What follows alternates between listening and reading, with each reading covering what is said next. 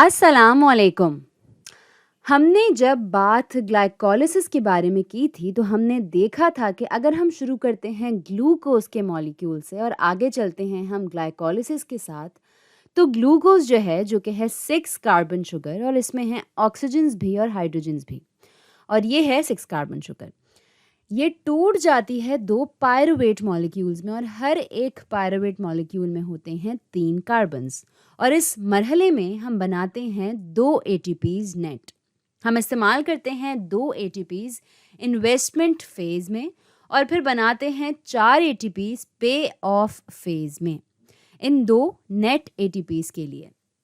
अब सिर्फ यही नहीं होता, इस सब में आपके पास होते हैं 2 एनएडी मॉलिक्यूल्स भी, nicotine amide adenine dinucleotide, जो कि रिड्यूस होता है NADH में। और ये रिड्यूस क्यों हो रहा है, तो हम देख सकते हैं कि ये है पॉजिटिव मॉलिक्यूल, यहाँ ये बन जाता है न्यूट्रल मॉलिक्यूल, ये गेन करता है इलेक्ट्रॉन, तो ये यहाँ पर होता है रिड्यूस। अब आगे क्या होता है, अब अगर आपके पास हो ऑक्सीजन तो आप जारी रखते हैं इस अमल को। सेल्यूलर रेस्पिरेशन में चीज़ें आगे जाती हैं माइटोकॉन्ड्रिया तक, क्योंकि पायरुवेट्स और NADHs इस्तेमाल हो सकते हैं और ATP बनाने के लिए। पायरुवेट टूटता है क्रेब्स साइकिल में, जिसे सिट्रिक एसिड साइकिल भी कहते हैं, और ये बनाता है ATPs और NADHs, और फिर NADHs जो हैं ये हिस्सा ले सकते हैं इलेक्ट्रॉन ट्रांसपोर्ट चेन में, जो कि आगे ले जाता है और ज़्यादा ATPs बनाने की तरफ। लेकिन अगर हमारे पास ऑक्सीजन ना हो तो क्या, तब क्या होगा? हम इस वीडियो में एक पाथवे के बारे में बात कर रहे हैं जिसे कहते हैं लैक्टिक एसिड फर्मेंटेशन, जो अहम फर्मेंटेशन की फॉर्म्स हैं या शक्लें हैं उनमें से एक है लैक्टिक एसिड फर्मेंटेशन। ये और ज़्यादा ATPs बनाने के बारे में नहीं है, ये है रीसाइक्लिंग के बारे में, रीसाइक्लिंग पायरुवेट की और NADH की, जबकि पायरुवेट और NADH जो हैं इनके पास फ्री एनर्जी होती है देने के लिए, जो कि फिर तब्दील हो सकती है ATP में। लेकिन अगर हम कर रहे हैं लैक्टिक एसिड फर्मेंटेशन तो हम ये चीज़ छोड़ देते हैं और इस्तेमाल करते हैं पायरुवेट को, NADH को ऑक्सीडाइज करने के लिए, ताकि वो बन जाए NAD पॉजिटिव, ताकि हमारे पास हो और NAD ग्लाइकोलिसिस को दोबारा शुरू कराने के लिए। तो वो ऑर्गेनिजम्स जो फर्मेंटेशन करती हैं, इनकी तवानाई का सबसे अहम ज़रिया जो है वो है ग्लाइकोलिसिस, और फर्मेंटेशन जो है ये है रीसाइक्लिंग पायरुवेट की और NADH की, ताकि मिल सके NAD और हो जाए ग्लाइकोलिसिस दोबारा।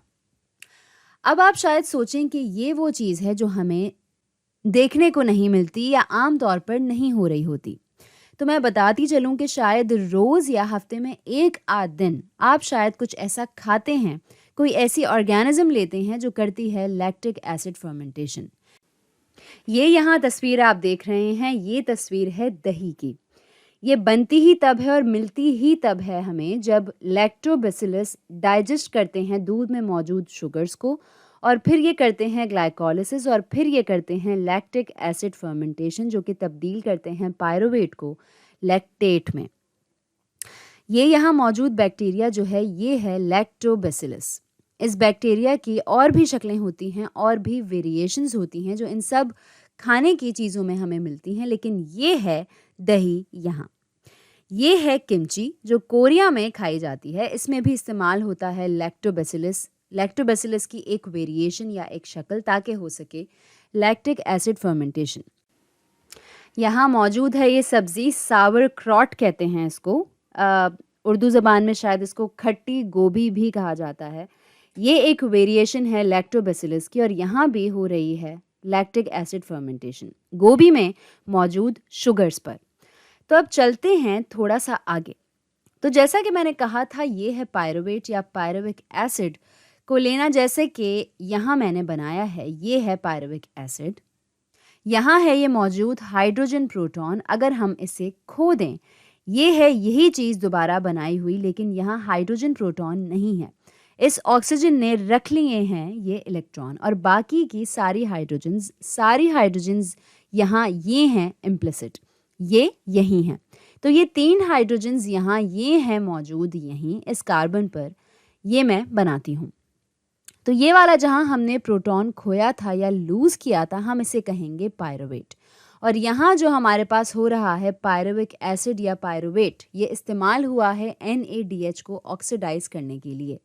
ले लिया है हाइड्राइड, ले गया है एक इलेक्ट्रॉन, बल्कि एक इलेक्ट्रॉन से ज़्यादा ही। आपके पास है NaDH जो कि गंवा रहा है इलेक्ट्रॉन्स, तो ऐसे में ये ऑक्सीडाइज़ हो रहा है, तो ये है ऑक्सीडाइज्ड, ताकि ये NAD प्लस जो है ये दोबारा इस्तेमाल हो जाए ग्लाइकोलिसिस में। और जब पायरुविक एसिड ये करेगा NaDH पर, ये होगा रिड्यूस, ये गेन करेगा इलेक्ट्रॉन और फिर ये बन जाएगा लैक्टिक एसिड, और इसीलिए हम इसे कहेंगे लैक्टिक एसिड फर्मेंटेशन, क्योंकि आप ले रहे हैं ये पायरुवेट। अगर आपके पास मौजूद होती ऑक्सीजन, तो जैसा कि हमने पहले कहा था, हम चलते रहते सेल्यूलर रेस्पिरेशन में ही और इस्तेमाल करते तवानाई। लेकिन लैक्टिक एसिड फर्मेंटेशन हमने इसे इस्तेमाल किया NaDH को ऑक्सीडाइज करने के लिए, ताकि हमें मिले NAD पॉजिटिव या NAD प्लस। अब हम ज़रा गहराई में चलते हैं और थोड़ा सा देखते हैं इस NAD मॉलिक्यूल को। हमें इसके नाम से लगता है कि शायद कोई बहुत एब्स्ट्रैक्ट किस्म का मॉलिक्यूल है ये। तो ये है यहाँ इसकी तस्वीर, इसको हम थोड़ा सा देख लेते हैं। ये है निकोटीन अमाइड एडेनिन डाइन्यूक्लियोटाइड। जब हम इसको तोड़ते हैं तो हम इसे ज़्यादा आसानी से समझ पाते हैं। ये यहाँ पर मौजूद है निकोटीन अमाइड, ये यहाँ पर है हमारा दोस्त एडेनिन। हम इसे अक्सर देखते हैं ATP में और बतौर नाइट्रोजनस बेसिस भी DNA में या RNA में। यहाँ पर है राइबोज और यहाँ हैं 2 फॉस्फेट ग्रुप्स भी, एक ये और एक ये। तो ये है एडेनिन, निकोटीन अमाइड एडेनिन। ये है यहाँ न्यूक्लियोटाइड और एक और न्यूक्लियोटाइड, तो ये है डाई न्यूक्लियोटाइड। तो ये हो गया निकोटीन एडेनिन डाई न्यूक्लियोटाइड। तो ये नाम काफ़ी हद तक अब समझ में आ रहा है और ये मॉलिक्यूल भी। तो ये है हमारा NAD और ये है हमारी लैक्टिक एसिड फर्मेंटेशन। तो आज के लिए इतना ही।